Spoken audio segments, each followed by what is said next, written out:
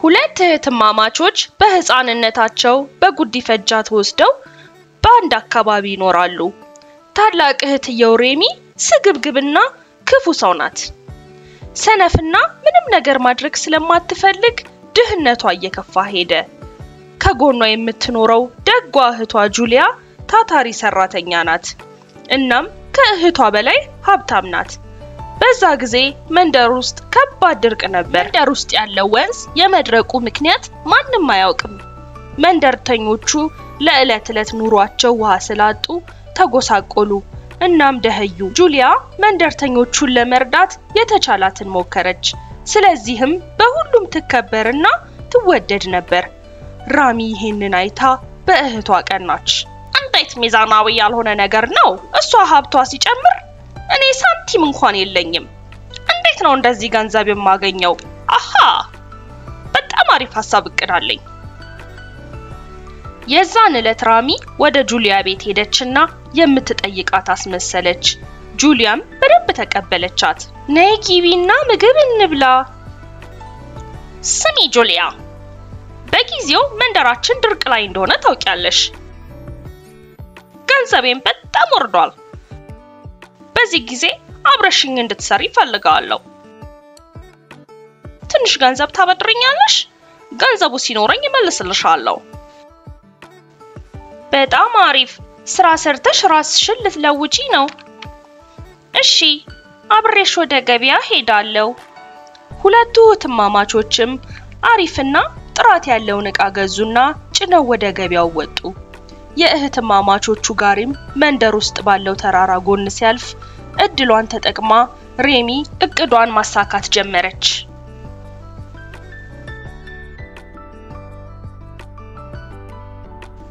ጁሊያ፣ በጣም ደክሞኛል፣ ትንሽ እንረፍ። እሺ፣ ትንሽ እንረፍና እንቀጥላለን። ጁሊያ ተራራው ጫፍ ላይ ቆማ ወደ ታች ተመለከተች። ሬሚ ልትጎዳት እንደምትፈልግ አላወቀችም። የእህቷን አለማስተዋል ማይታ ሬሚ ከተራራው ላይ ገፈተረቻት። ተጠናቀሻል ምስኪኗ እህቴ፣ አሁን ሁሉም ነገርሽ የኔ ይሆናል። ሬሚ ጁሊያ ማረፏን አስባ ሁሉንም ዕቃዋን ይዛ ወደ ጁሊያ ቤት ተመለሰች። ያዘነች መስላም ስለ እህቷ ማረፍ ለሁሉም ተናገረች። ጁሊያ አርፋለች። እህቴ ጥሩ ሰው ነበረች። እንደ ታላቅ እህትነቷ ካሁን በኋላ ይሄንን ቤት እኔ እጠብቅላታለሁ። በዚያ ጊዜ ጁሊያ ከተራራው ላይ ብትገፋም ዛፉ ላይ አርፋለች። ስለዚህ ብዙም ሳትጎዳ እግሯ ብቻ ተሰበረ። ፈጣሪ፣ ሬሚ እንደዚህ ጨካኝ ሆናለች ብዬ አስቤ አላውቅም። አሁን አካሌ ተጎድቷል። እዚህ ልሞት አልችልም። መሞከር አለብኝ። እየተንፏቀቅኩም ቢሆን ከዚህ መውጫ መንገድ ልፈልግ። ጁሊያም ተስፋ ላለመቁረጥ ወሰነችና ለማምለጥ ጫካ ውስጥ ዞረች። መፍጠን ስላልቻለችም ከጫካው ከመውጣቷ በፊት መሸ።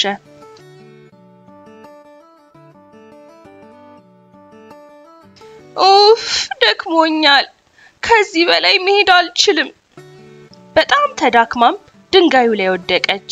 ጁሊያ ስትነቃም እኩለ ሌሊት ሆኖ ነበር። ድንገትም ድምጽ ተሰማት። ወንድሜ ካገኘው ረጅም ጊዜ ሆነኝ። ሁለት ጎብሊኖች በደስታ ያወሩ ነበር። ጁሊያንም ፈጽሞ አላዩአትም። የሚያወሩት ነገርም ይስብ ነበር። ሰላም፣ በጣም ስራ በዝቶብኝ ነበር። አንዳንድ ሚስጥሮች እዚህ ጫካ ውስጥ አግኝቻለሁ። አንተስ ምን አሪፍ ነገር አገኘ? በደንብ። እኔ ትልቅ ሚስጥር አገኘው። ለምን ሚስጥሮቹን አንለዋወጥም? እሺ፣ እኔ ልጀምር። ይህ ከስሩ የቆምነው የድሮ ዛፍ ሁሉንም በሽታ የመፈወስ ኃይል እንዳለው አታውቅም? ማንም የተጎዳ ስብራት የሆነ ቁስል ቅጠሉን ወስዶ ካኘከውና ቁስሉ ላይ ካረገው ወዲያው ይፈወሳል።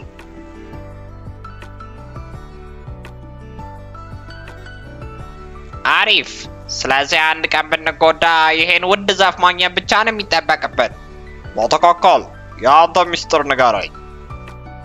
ይህ መንደር ውስጥ ያሉ ነዋሪዎች በድርቅ እየተሰቃዩ እንደሆነ ታውቃለህ? የማያውቁት ነገር ከዚህ ተራራ ጫፍ ላይ ከመሬት ስር ያለው ውሃ አለ። ይሁንና መሬት ስር በተደበቀው ትልቅ የወርቅ ሳጥን ተገድቧል። ስለዚህ ሊወጣ አይችልም። የሆነ ሰው የወርቅ ሳጥኑን ካወጣው ውሃው መጥቶ ከታች ወዳለው ወንዝ ይቀላቀላል። ውሃ ብቻ አይኖራቸውም፣ ብዙ ወርቅ ጭምር። ግን እንዴት ይሄን ያውቃሉ?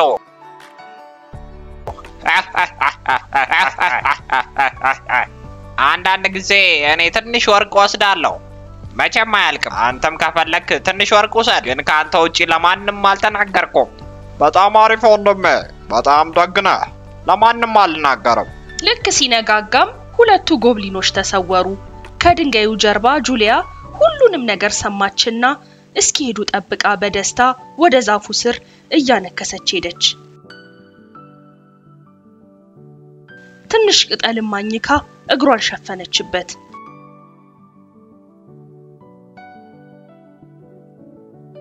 ወዲያው የተሰበረው እግሯ አገገመ። የማይታመን ነው። እግሬ አሁን መራመድ ችሏል። የተናገሩት ሁለተኛውስ ሚስጥር። መንደርተኞቹን ከረዳው የሁሉንም ስቃይ ቀንሳለሁ። ይሄን አስባም ጁሊያ ወደ ተራራው ጫፍ መንገዷን ጀመረች። ትንሽ ተጉዛም ድንጋይ አየች።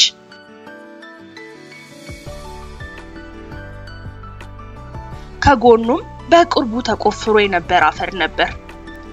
አዎ እዚህ ጋር ነው ሲያወሩት የነበረው ትልቅ ውሃ። ጁሊያ በቶሎ መሬቱን ቆፈረችና በወርቅ የተሞላ ሳጥን አገኘች። ሳጥኑን እንዳነሳችም የመሬቱ ውሃ ወዲያው ፈለቀና የሚያምር ፏፏቴ ሰርቶ ሙሉ ወንዙ ሞላ። ውሃ ተርፈናል። ውሃ ሬሚ እኔን ብትጎዳኝና ንብረቴን ሁላ ልትወስድ ብትሞክርም አሁንም ታላቅ እህቴ ናት። ልበቀላት አይገባም። ይሁን ሬሚን እቅርላታለሁ። የተሻለ ኑሮም እንድትኖር መክራታለሁ። ጁሊያ አይሆንም። ጁሊያ አርፋለች። ይቺን ልትበቀል የመጣች መንፈስ ነው የምትሆነው። እንዳትጠጊኝ። ሬሚ አሁንም በህይወት አለው። ጤነኛም ነኝ። በጣም ብቀየምሽም እህትነትሽን አስቤ እድል ልሰጥሽ ነው። ጥሩ ሰው ሁኚ። ጠንክረሽ ስሪና መጥፎ ነገር ማድረግም አቁሚ። ጁሊያ ጥፋቴን አውቃለሁ። እባክሽ ይቅርበኝ። በጣም ይቅርታ። ግን እንዴት ከተራራው ላይ ወድቀሽ ተመለስሽ? ጁሊያ ለሬሚ ታሪኩን ነገረቻት። ምን? የጎብሊን ሚስጥር? ጁሊያ ያመጣችውን የወርቅ ሳጥንም ስታይ ሬሚ ሁሉንም አመነቻት። ስግብግብነቷም ሙሉ ፍርሃቷን አስረሳት። በእርግጠኝነት እነዛ ሁለት ጎብሊኖች ብዙ ሚስጥር ደብቀዋል። ማን ያውቃል? እኔም ሌላ ወርቅ ሳጥን ይኖረኝ ይሆናል። ይህንንም አስባ ሬሚ በቶሎ የጁሊያን ቃል ተከትላ ወደ ጫካው ሄደች። ጁሊያ ጎብሊኖቹን ያገኘችበት ቦታ ማግኝታ ሬሚ በደስታ ከድንጋዩ ጀርባ ተደብቃ ጠበቀች። ሲመሽም ሁለቱ ጎብሊኖች አሮጌው ዛፍ ጋር ተከሰቱ። የሆነ ሰው ሚስጥሬን አውቋል። ወደ ተራራው ሄዶ ወርቄን ቆፍሮ ወስዷል። ወርቁ ወጥቷል። መንደርተኞቹም ውሃ አግኝተዋል። እንደዚህ ያደረገውን ካገኘው ዋጋውን እሰጠዋለሁ። ጥሩ አይደለም። እነዚህ ጎብሊኖች ከድሮ በላይ ተጠንቅቀዋል። ከዚህ በላይ ልታገሳቸው አልችልም። ትግስት በማጣትም ሬሚ ድንገት ትንሽ ድምጽ አወጣች። ግን ሁለቱ ጎብሊኖች ሰምተዋታል። የሆነ ሰው በቅርቡ ተደብቋል። እንደዚህ አድርገን እናጥምደው። በነገራችን ላይ ተራራው ጫፍ ላይ ሌላ የወርቅ ሳጥን አለኝ። አትጨነቅ። የምር? የት ነው? አሁን ያለው ተራራው ጫፍ ላይ ባለ የደረቀ ዛፍ ስር ነው። የምነግርህን ተከተለ ታገኘዋለህ። በጣም ቀላል። የሀብት መንገዳቸውን አውቀዋለሁ። ሁለቱ ጎብሊኖች እስኪሄዱ ጠብቃም የእነሱን መመሪያ ተከተለች። ወደ ተራራው ጫፍ ላይ ወጥታ የደረቀውን ዛፍ አገኘችው።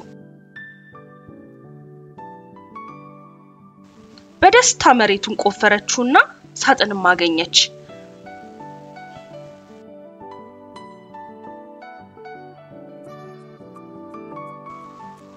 በደስታም ሳጥኑን ቀስ ብላ ከፈተችው። ነገር ግን ምንም ወርቅ አልነበረውም። ሁለቱ ጎብሊኖችም ድንገት ተከሰቱ። ለካ አንቺ ነሽ ጆሮ ጣቢያ። ወርቃችንን እንዳለ ወሰድሽ። አሁን የትም አታመልጭንም። እኔ አይደለሁም፣ እባካችሁ መኑኝ። ወርቁን የሰረቀችው እህቴ ናት። ጭራሽ እህትሽን ትወነጅያለሽ። በጣም ክፉ ነሽ። የሬሚን ልመና ቢሰሙም አላመኗትም። ሁለቱም ጎብሊኖች ተጠግተው ለሬሚ ትልቅ ትምህርት ሰጧት።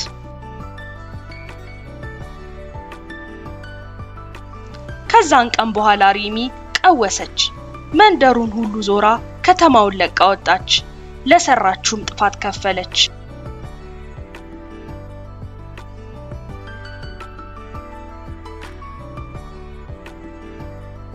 ጁሊያም ወርቁን ለሰዎች አከፋፍላ በስራቸው ደገፈቻቸው። በደስታም በሀብትም እናም በክብር እስከ መጨረሻው ኖረች።